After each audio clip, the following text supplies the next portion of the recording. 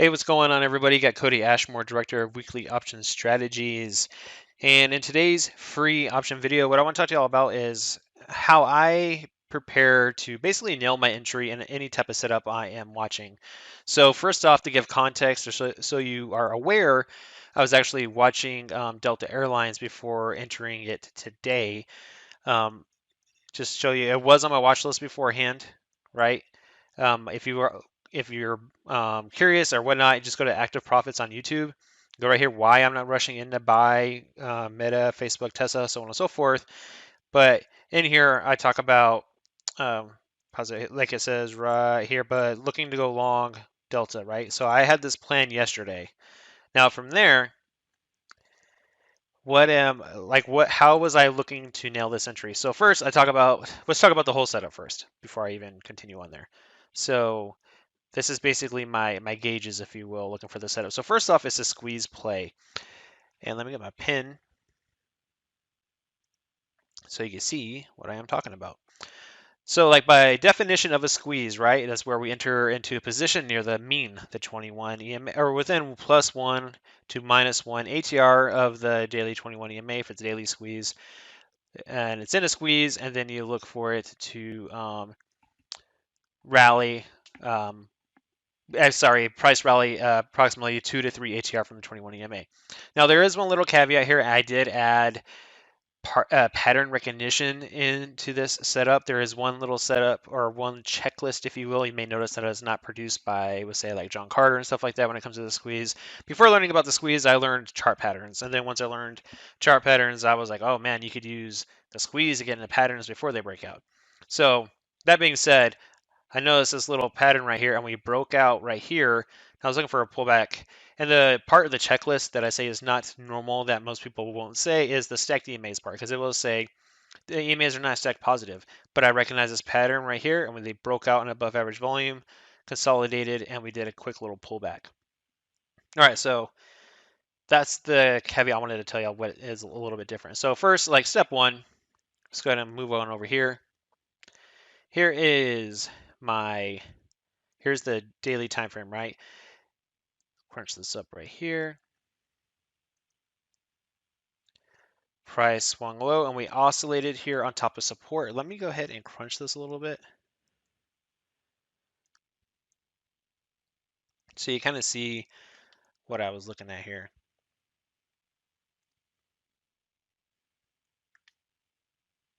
There's my box. There's my box. So I'll draw a little box across here. You can see how this was a level of support, right? Came down to support, oscillated on top of support until we finally got a breakout above. Now, the break above this little wedge off of support right here, I want to go ahead and zoom in right here. And you can see right here where there was an increase in volume on the breakout, right? It's a big old volume bar right here. On the breakout. So that just tells me that price potentially may stick. There's fuel to the flame for the breakout, basically. So even though we broke out, I don't want to chase the breakout. I wait for the retest. I actually know some traders I work with at the firm that will wait for the breakout, and they actually don't enter until the retest. No retest, they don't enter.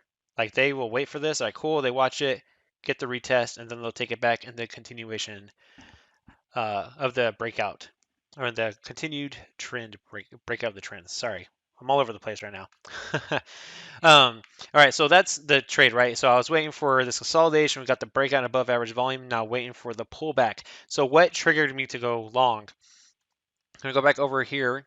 So it's in a squeeze. Let's refer to that real quick. Right, so I was watching this wedge pattern. We got the breakout above average volume. It's pulling back to the daily 21 EMA. There is early end signals, which are those green dots, which is indicating that the squeeze potentially may fire really soon, right? So we have our early end signals. It's in a squeeze. We have the black dots, so it's a low compression squeeze at the entry zone. And like I mentioned, the entry zone is here, +1 to -1 ATR at the 21 EMA. So all that being said, so that's the breakdown really of the whole squeeze setup. Now, what was the trigger? If you use the high of low bar and low of high bar arrows, I believe they're called reversal arrows now. I think they're really handy. It's what I use. So right here I have a 30-minute chart.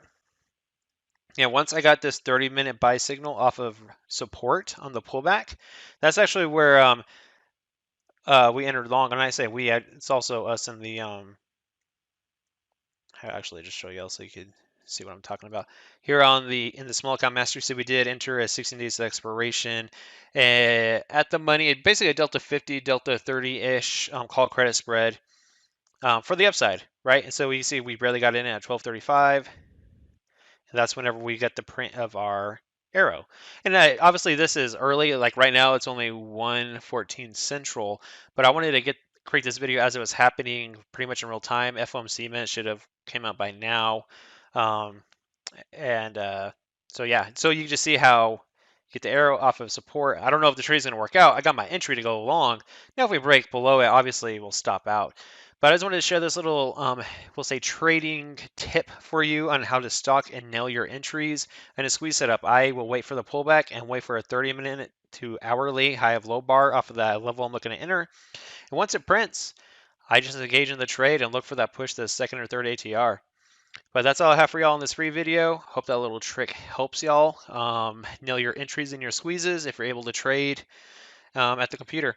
Other than that, I hope everyone has a wonderful evening and good luck out there in these crazy markets. Take care, everybody. Without simpler trading, I could not have financial independence.